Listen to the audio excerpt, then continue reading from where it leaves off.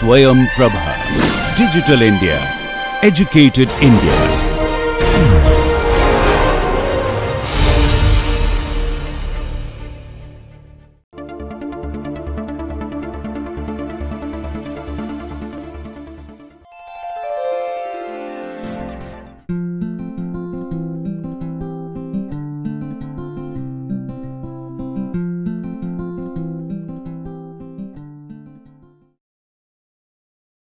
Welcome once again to NPTEL, the National Program on Technology Enhanced Learning.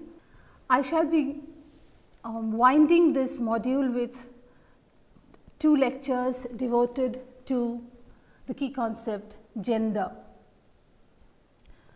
Gender, as you know, is a concept which is not new.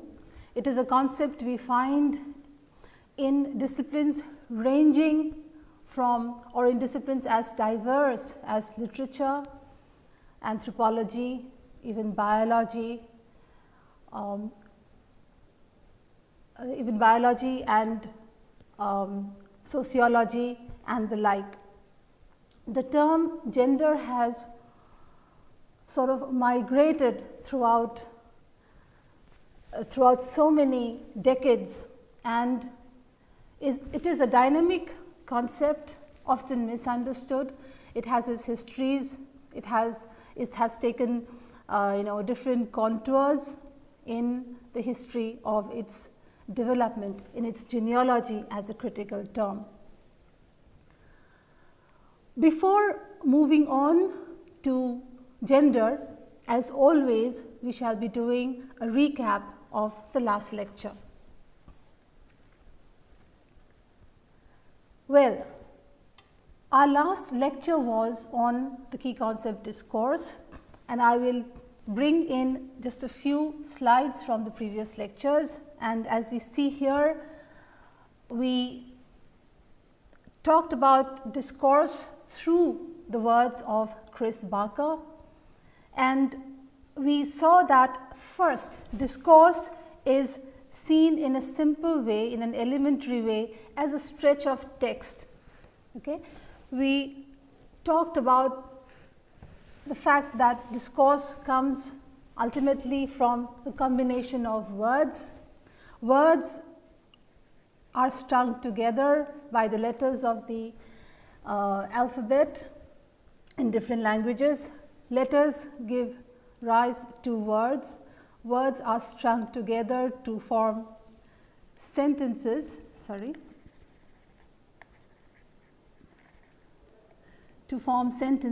and sentences form together to make a paragraph.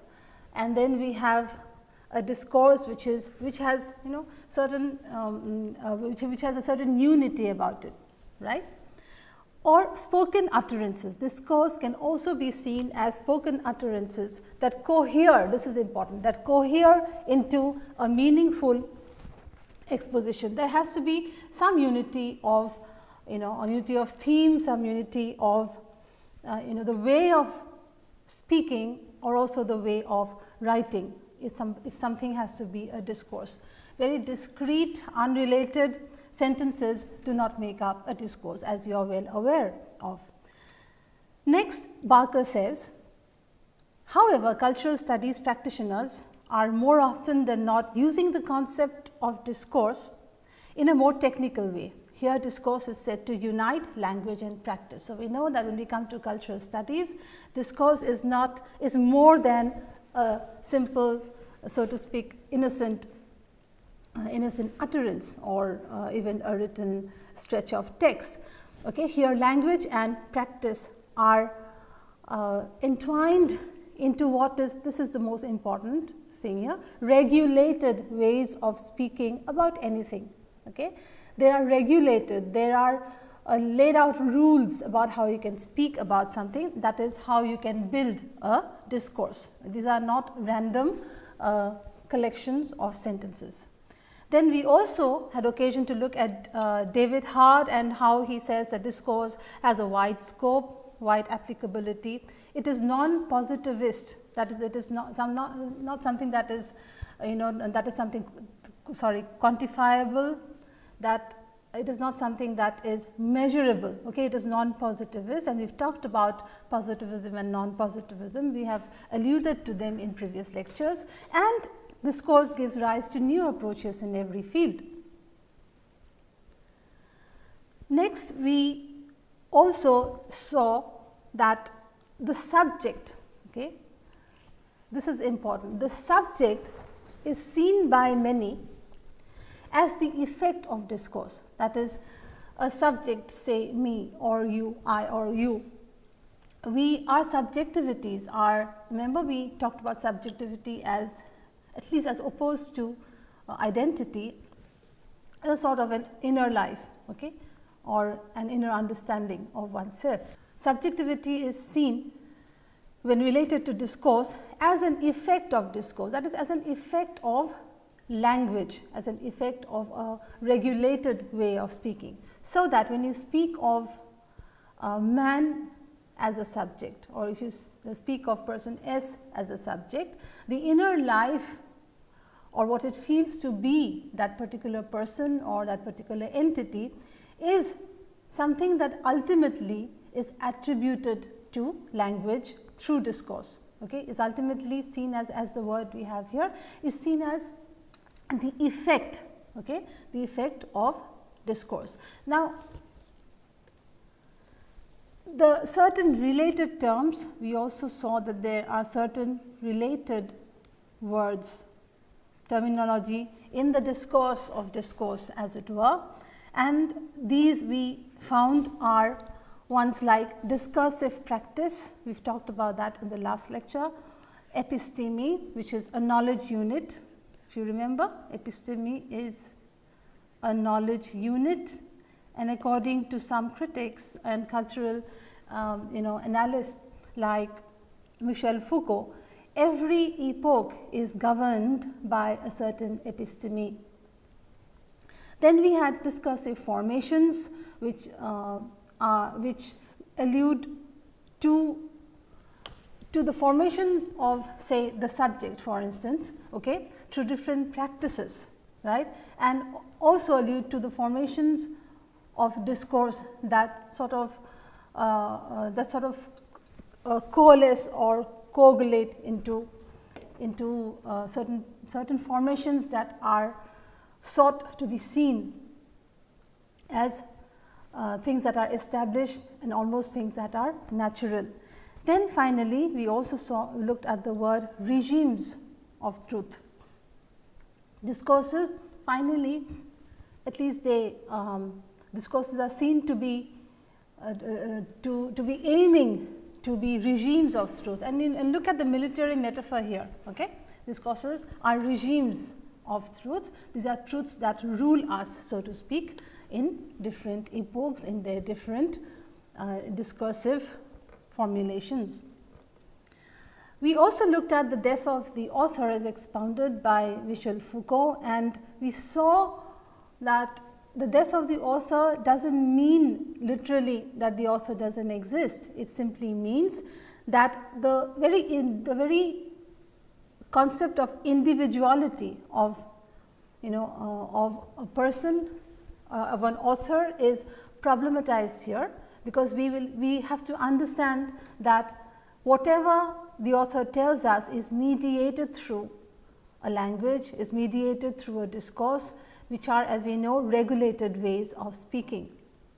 So, the complete agency, okay, of an author or a writer or anyone who is speaking is undermined in this discourse, right.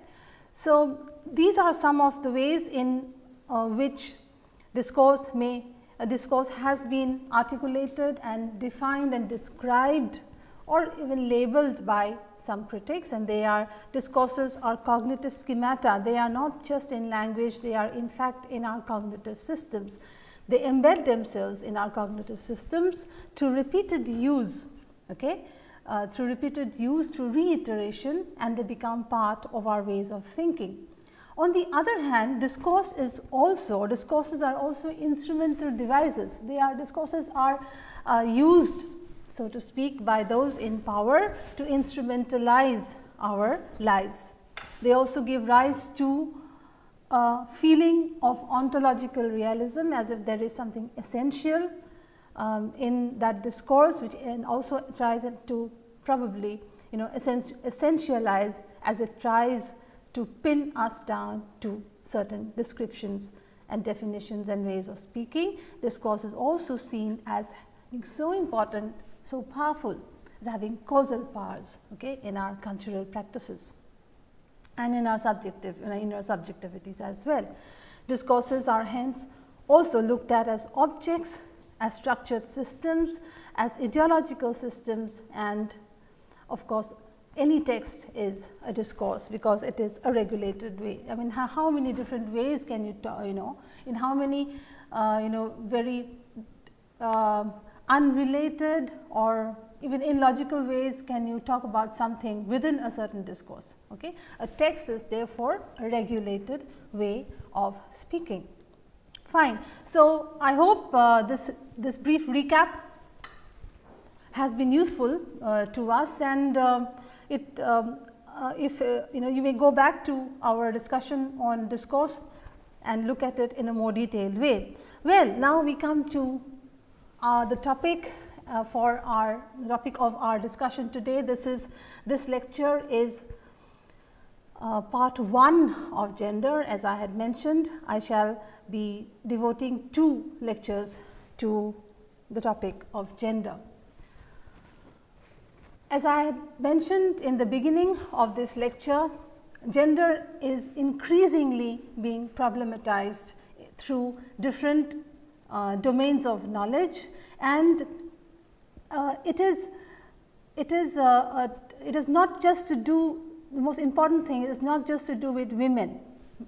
Whenever we use the word gender, many of us think that it refers only to women, and that is why in my lecture today, instead of talking of femininities, I shall be dwelling for a brief while on the study of masculinities, and just a couple of formulations made by a few critics on masculinities. So, it is important for us to understand that gender does not mean simply women, it does not refer to only to women's rights.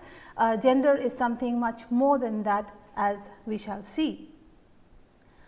Now, as has been the practice in this series of video lectures on cultural studies, we shall be looking at the key concept gender through a few established critics in the domain.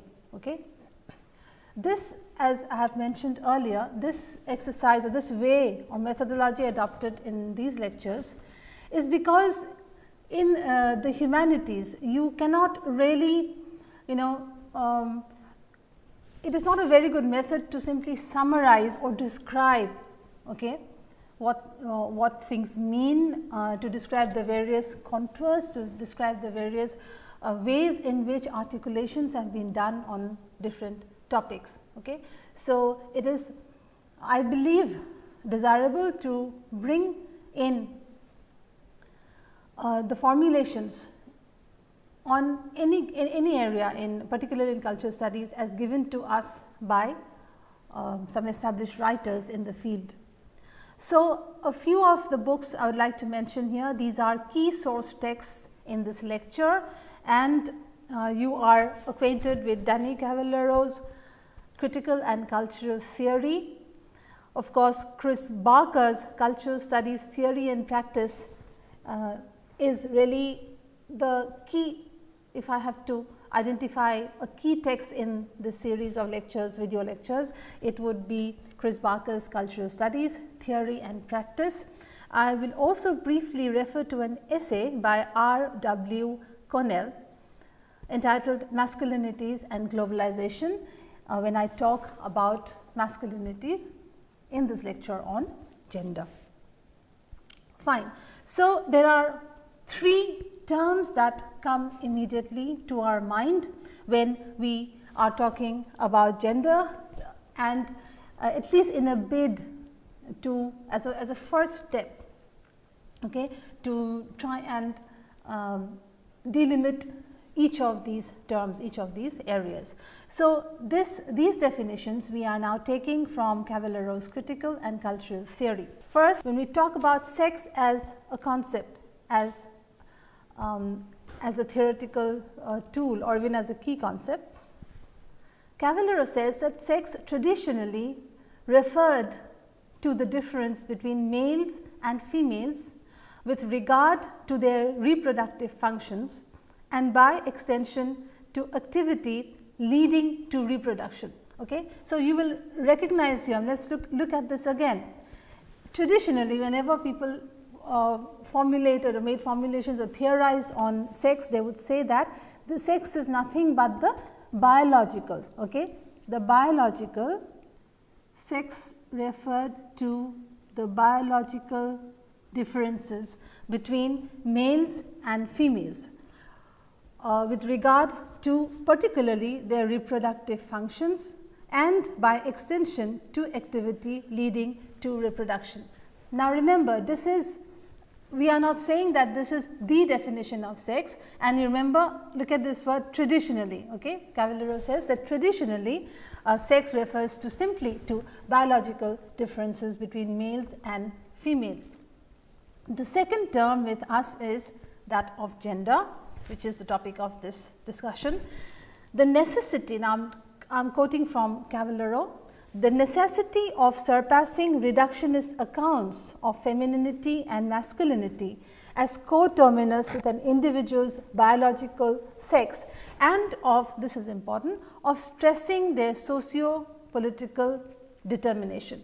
Okay? So, this is, we began to talk about gender in some part of the history of gender studies, as in a first bid to differentiate between sex and gender. We began to say that instead of a reduction, instead of reducing or taking a reductionist stance and talking about gender only in terms of biological differences, we saw that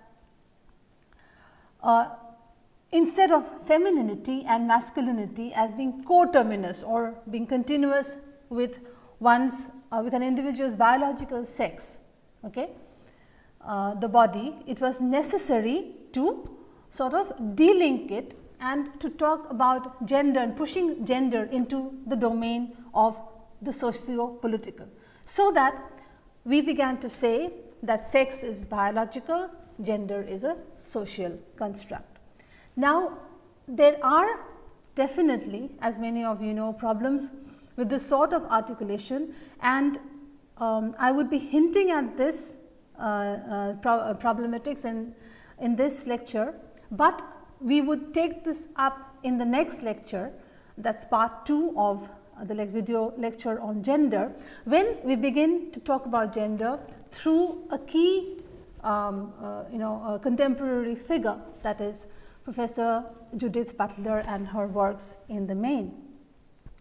So, let us read this again. Gender is the necessity of surpassing reductionist accounts of femininity and masculinity as coterminous with an individual's biological sex and of stressing their socio-political determination. Finally, there is another word that comes in this discourse, which is the term sexuality. Now, sexuality is not sex, it is not gender. Sexuality is defined here by Danny Cavallero as a person's sexual proclivities and the practices in which he accordingly engages.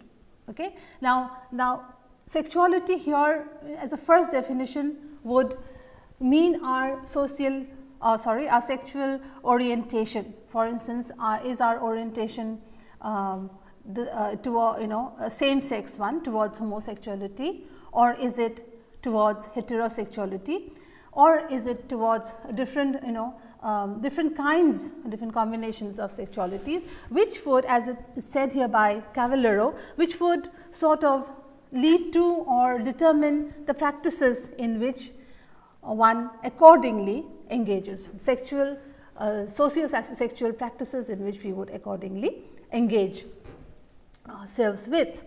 So, these are the three terms: sex, gender and sexuality. We need to deal with as we enter the domain or discourse of gender in cultural studies. So, look at it as a diagram here. Sex was thought to be simply biological, referring to reproductive functions and to our reproductive activities. Gender, when we sociologists, first I guess sociologists and theorists began to talk about gender, they sought to go beyond reductionist approaches by delinking the biological and the social, and to argue for socio-political determinants of gender.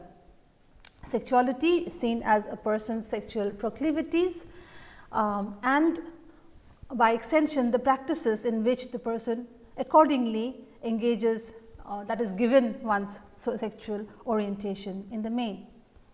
Now, what I am going to do next is I am within this sort of how should I put it, within this older school, okay, of looking at sex and gender, there are certain articulations, and some of this I bring from my book book entitled Gender, Culture and Writing. Anthropologist Margaret Mead.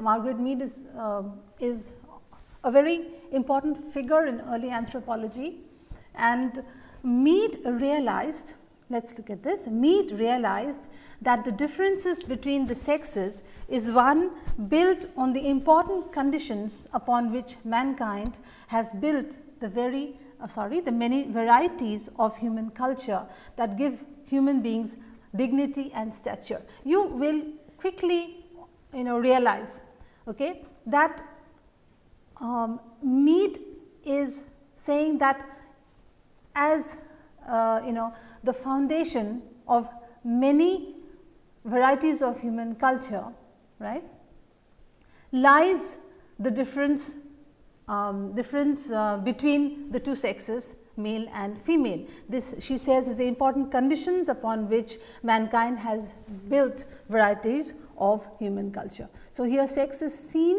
one's biological sex, sexual differences are seen to be, so to speak, the foundation on which even human cultural variety rests on. Further, gender as a term is usually distinguished from the term sex. This is what we had seen before. While sex is biological identity, gender is a social construct. The next person we are going to talk about is somebody who is very well known, Simone de Beauvoir, who as many of you are aware, was one of the most important French philosophers of her time, and Simone de Beauvoir was creating the genesis of this view of gender in her famous statement, "One is not born, but rather becomes a woman." Now, this literally, if you look at it, it seems like, well, how is a girl, how is a baby not born as a woman? Okay, what she is trying to bring to us here is when she says one is not born, but rather becomes a woman, is a process of socialization through which the category woman, the practice woman, the experience of being woman is constructed. Okay? So, this is really the definition by way of gender, right.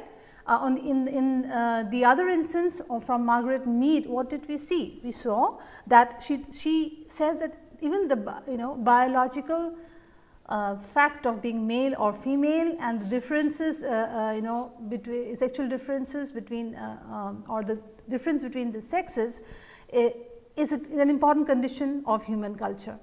In the case of Simone de Beauvoir, right, in the case of Simone de Beauvoir, she says one is not born, but rather becomes a woman. Okay. So, this is here ontology. Okay. One is born and rather becomes a woman is a process, right. So, one is never ontologically a woman. Now, the category woman, the term woman here meaning not just female, we have then to distinguish between female, being female, born female in a biological sense, and being woman. It is civilization, look at this here, it is civilization as a whole that produces this creature. Okay, that is civilization, the civilizing processes, the cultural social processes that go into the making of, as you said, the definition, the identity and the practices of being woman. Next, feminist critics have rightly argued for a discourse based on gender politics. For most of them, the humanist view of literature and culture is highly contestable. They would say, what do you mean by humanist? Okay. Humanist is nothing but the male way or the masculinist way or other the patriarchal way of building discourses, of building practices and identities. So, for most of them, for instance, like Luce Irigaray, the French feminist, many of them assert that not to accept gender difference is to indulge in unbridled idealism. Okay. So, the reality is gender difference, something that we have to talk about, to further problematize in a bit to understand the complexities of gender. Next, neutral, liberal and humanist approaches are nihilistic according to these critics, and women who adopt such approaches face the danger of being defeated and swallowed by a new humanism. So, they caution us. They say that when you say that knowledge should be neutral, understanding should be liberal, should be human based and not should be based on a category called human, which they say many say is a neutral liberal category. So, they said we are just fooling ourselves, okay, because it is a term that is a nihilistic term, and women and of course men who adopt such approaches that we are find many important writers immediately saying giving disclaimers like I am not a feminist. Okay. So, I am a humanist, I write from a human perspective. So, they contest this whole term known called human. Okay. What is human is nothing but patriarchy or male centered discourses, okay, that is veiled under, disguised under the humanist approach, and therefore, there is danger, as they say, of being swallowed up by a new humanism that is nothing but male centered discourses, male centered thinking and practices disguised under the label the new humanism. So, these are some of the ways in which feminist critics, literary critics have expounded on or have talked about the terms sex and gender. Now, there is another poet and critic, Adrienne Rich. Those of you who are from literary studies would recognize, would know about Adrienne Rich. Now, let us read for the feminist poet and critic Adrienne Rich. The humanity trip is too easy. She calls it the humanity trip. Okay, is too easy and comfortable and is a serious impediment to women in their quest for full equality. Nor is the humanist approach suspect only to feminist critics. For any critic arguing from an ideological or political standpoint, humanism is guilty of harboring a gender blind spot. Okay. So, Adrienne Rich cautions us therefore that it is if you are on the humanity trip, you are really innocent of so many cultural and political shades of areas such or domains such as gender and even of sex and sexuality. She calls it harboring, it's like harboring a gender blind spot. Well, so therefore, in the old schema, we see sex as the fundamental axis of social organization, which leads to the subordination of women to men. Okay, and as long as we stay within the within the essentialist notion of sex, as as we saw even in Margaret Mead's words, that sex is a fundamental axis of social organization. These are of course all problematized. We will be looking at this later on in the next. So I thought it was important to bring in the historical development of and the different shades the term gender takes on. Sex is also of course power relations. If you look at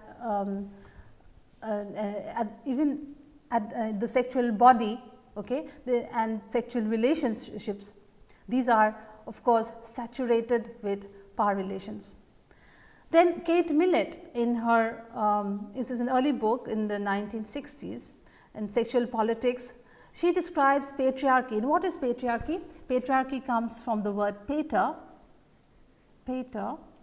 meaning father, and archy meaning rule. So, as a first definition, we say patriarchy is the rule of the father. So, she describes patriarchy as a political institution. Okay? Patriarchy is not simply an arrangement where the father rules in the family and men rule in society. It is also to be seen as a political institution. Why? Because it is so saturated with power. For Millett, the term politics refers to, this is the word, power structured relationships. Okay? Politics is, as we saw in some of the earlier lectures also, politics is not just to do with government, it is not just to do with the vote. Okay? Politics permeates our everyday lives. Politics permeates our everyday experiences, and in this case there, in the case of sex, gender and sexuality, we cannot divide the social, the sexual, the gendered from politics. So, for Millett here, the term politics refers to power structured relationships, systems and arrangements by which one group of persons controls another. So, in this case, particularly in reference to gender, then we may say gender politics refers to the domination of one gender by another. Within a patriarchal discourse, you would say that it refers to the political everyday dominance, power saturated relationships in which women are dominated by men. In the discourse of homosexuality, we would say then it refers to the political, everyday, cultural, social, sexual domination through discourse of homosexuals by heterosexuals. Okay? So, we have to understand that we have to move away from the simple sex, gender studies referring to simply the domination of women by men. We have to stretch it, okay, to different, even to sexuality, sexual proclivities, orientations and their practices. So, therefore, we move again, let us look at how Danny Cavallaro has articulated this. So, we now return to Danny Cavallaro's text and we shall look at how he has articulated some of the points here. Now, let us look at this slide. Cavallaro says social identities are not centered on fixed properties acquired at birth and bound to remain stable thereafter. Okay? So, these are the same things that we have discussed, but I would like to bring to you the way in which Cavallaro has articulated it. Let us look at this again. Social identities are not centered on fixed properties acquired at birth and bound to remain stable thereafter. They result, that is social identities, they result from multiple and shifting roles. Okay? We have to look at ourselves as our social identities. Some of the things which are mentioned earlier in a couple of lectures, that they are always multiple, they are shifting and they are dynamic. Okay. So, our social identities result from multiple and shifting roles which people, please look at the slide here, which people are required to play in both private and public contexts on the basis of their genders and sexualities. So, there is a certain fluidity now that is coming in, okay, compared to the earlier discourse, particularly in this paragraph, where Cavallaro says that we know by now that our identities are not fixed. Certainly, they are not fixed at certain properties that are acquired by us at birth, and they are of course never stable. We have to understand that these identities are multiple, and it is very important for us to stop here, to pause here and to look what we mean by multiple and shifting roles. Okay? It immediately argues for non-essentialism. It immediately argues for a non-ontological view of ourselves, whether as gendered beings or not, or from whichever discourse. Okay? One of the key formulations in cultural studies, which I had alluded to in my first lecture in these series of lectures on cultural studies, is that we are required to play several roles in our lives. For instance, the very typical understanding of women as nurturers of children in the family, and men as providers in the family, the father as a provider and the mother as a nurturer. Okay? However, you may want, or some may want to look at these roles as fixed, as stable, which of course goes back to the discourse of essentialism, of one being born as male or female, as Cavallaro says, properties acquired during birth. Okay? One needs to remember that these are not fixed. Even if you look at your own families, no matter what kind, what degree of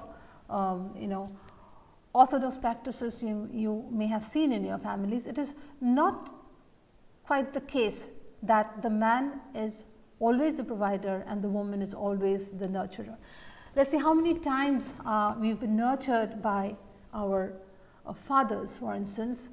Forget about stay-at-home fathers today, but even in our time, how many times we have been nurtured, so to speak, by our fathers, and how many times our mothers have been providers in the family. Okay? So, it is necessary for us to break these binaries, as Cavallaro would argue, and to accept the fact, to recognize the fact that we play multiple and shifting roles. Now, let us look at this again. They result from multiple and shifting roles which people are required to play in both private and public contexts on the basis of their genders and sexualities. Okay? So, not just in rearing children, for instance, even on the basis of our genders and sexualities, we play multiple shifting dynamic roles. Next, normalizing strategies are largely a result of the heavy legacy of sexual morality. Now, why do we have this, this word normalizing strategies? Okay, there's always you will find that instead of the rule seems to be, the practice seems to be that social practices are there is an attempt to normalize. Right, normalize, and we should refer to the works of Michel Foucault in this case. We will not be bringing this here, but suffice it for the moment to simply articulate this fact that normalizing strategies are largely a result of the heavy legacy of sexual morality, okay, in ethical philosophy.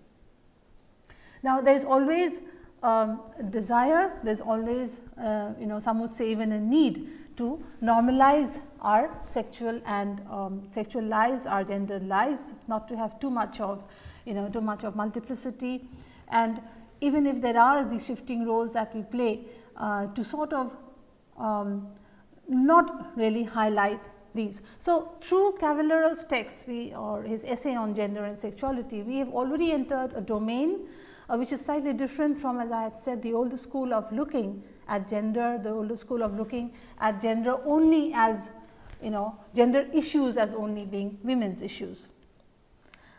Then I would come to Barker in his book Cultural Studies, where he says that gender, the study of gender, as we have seen before, okay, it has a huge scope and applicability. Okay, it goes through so many, there's so many domains that it it touches.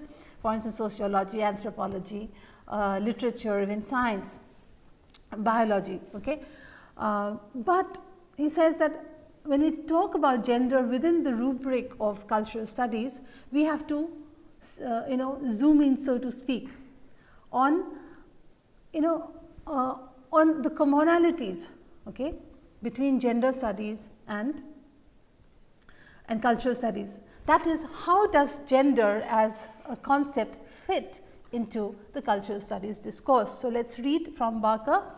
Barker says, it is impossible to conceive of a cultural studies that did not do so. That is, it is not possible for us to think that it is not possible for us to think that gender has nothing to do with cultural studies. While feminist thinking permeates cultural studies, not all forms of feminism are to be thought of as cultural studies. This is important, okay? Nor are all zones of cultural studies concerned with questions of gender. Here is Barker telling us that we need to sort of delimit the ways, we need to tell ourselves of the delimitations of the study of gender within cultural studies. And how does this happen? Fine. He says that as long as gender, okay, the study of gender, the exploration of gender and the critiquing of our gendered lives is filtered or done through, through topics like these or through concepts like these. For instance, if that is to say, if they are studied along with these, only then does the study of gender, okay, and as in his case it says feminism, fit into the study, fit into the rubric of cultural studies. What are these terms? Let us look at this slide. If we have to study gender within cultural studies, then we look at gender in terms or in relation to one, power. We talk about the representation of gender, whether of masculinities or femininities, it is important, or homosexualities or heterosexualities, or of drag, for instance. Okay? It is important for us to also see these in terms of representation through the theories and articulations of representation. We also need to see the manifestations of gender. We need to explore the manifestation of gender in popular culture. Okay? We also need to look at how subjectivity is, so to speak, related to gender, to our gendered experiences. How are our gendered experiences and our subjectivities related? Okay, and we have already talked about power, representation, subjectivity, identities. How are our identities tied to our gendered identities? Okay, and consumption.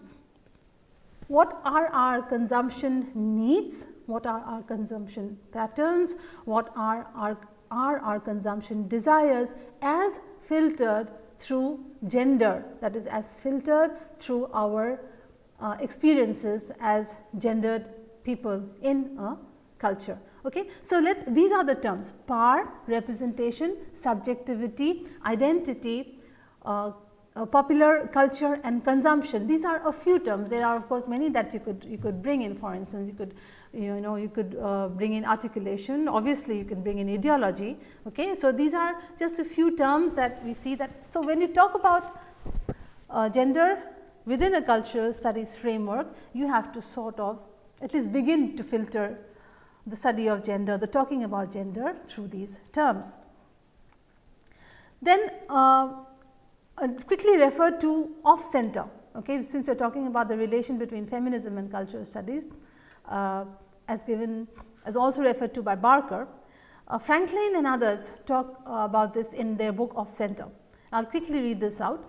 The aspirations of feminism and cultural studies to connect with social and political movements outside of the academy. Okay, these are certain commonalities that we will talk about here on this slide.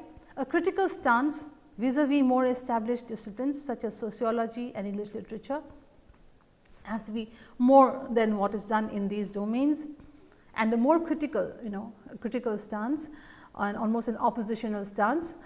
Next, number 3, a mutual suspicion of and challenge to established ideas of certain knowledge, and the wish to produce knowledges of and by marginalized and oppressed groups within the avowed intention of making a political intervention. Now, this is something we have talked about so many times. In fact, beginning from the first lecture, we have talked about the need for extra critiquing, the need of being, of developing, of honing our critical skills, and to need to think outside of academia, okay, outside the academy, to engage in political movements, in social movements, and to produce, to deliberately start producing knowledges, okay, by marginalized groups. In our case, would be by the marginalized groups would be whoever is from a gender perspective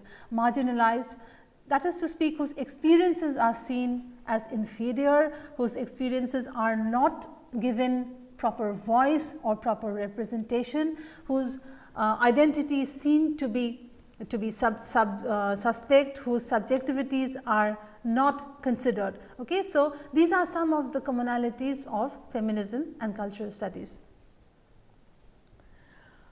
For instance, how now Barker had said that we have to look at gender and gender through subjectivity. So, not all aspects of gender are taken up in cultural studies. For let us take an example. How do we do this? Now, let us look at one of the relations, that between gender and subjectivity, and we see, for instance, how certain how our subjectivities, right, can or are constructed by certain discourses. Here the discourses of sexuality, for instance, in medicine, okay, in the medical sciences, how sexuality has been constructed by those who have written about the experiences of women, who have written about the embodied experiences of women. And one of the clear and by now most cited examples, one of, you may even say, the most glaring examples is that of hysteria, okay, in particularly in the 19th century, when hysteria was seen as a particularly female affliction, as a particularly nervous disorder in the female, which is directly related to their sexualities. Okay, so, and which went on to so to speak, construct their subjectivities, their understandings of themselves. So, quickly, as I said, we will end up by looking at Cornell's Masculinities and Globalization, and I quote from him: masculinities do not first exist and then come into contact with femininities, they are produced together. So, it is important for us, we have been looking so much at femininities, I would like to talk about masculinities in this lecture, and accordingly we should understand that masculinities on a world scale, we must first have a concept of the globalization of gender. And then he goes on to say that there is today a world gender order, which has come to us through gendered institutions, gender regimes of institutions, and gender orders of local society. And this gender on a large scale is one that has been created and rests with and is given to us through the state, through international relations, through international trade, and through global markets. These have historical roots. These are the result of three phases, as Cornell says. The colonial conquest, they were gender segregated forces.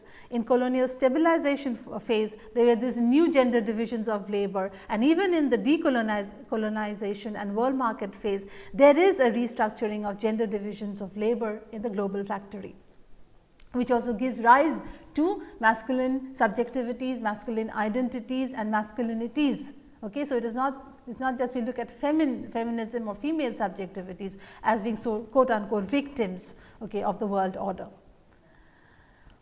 So, the discourse of masculinity according to Chris Barker, okay, tries to pin down men in the discourse of reason, distance, control and independence, and you can refer to the chapter by Barker in cultural studies, where he says that these ultimately lead to masculine subjectivities characterized by lack of emotional communication, self-destruction, a propensity to self-destruction, addiction and violence. So, these are also subjectivities, as you see, definitely worthy of study within gender studies. So, let us come to the discussion, and I will just we'll talk about a few of the things we discussed through questions. Now, if you have a question, get a question like this: how have sex, gender and sexuality been differentiated in theory?